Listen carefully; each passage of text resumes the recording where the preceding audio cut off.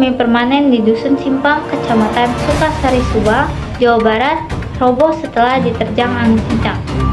Beruntung tidak ada korban saat rumah roboh setelah penghuni rumah berhasil menyelamatkan diri saat angin kencang menerjang.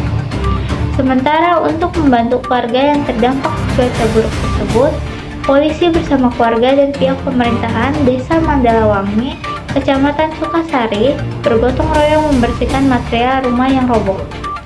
Akibat keterjangan angin kencang di wilayah Pantura, sejumlah rumah juga dilaporkan rusak dan pohon banyak yang tumbang hingga menutup akses jalan.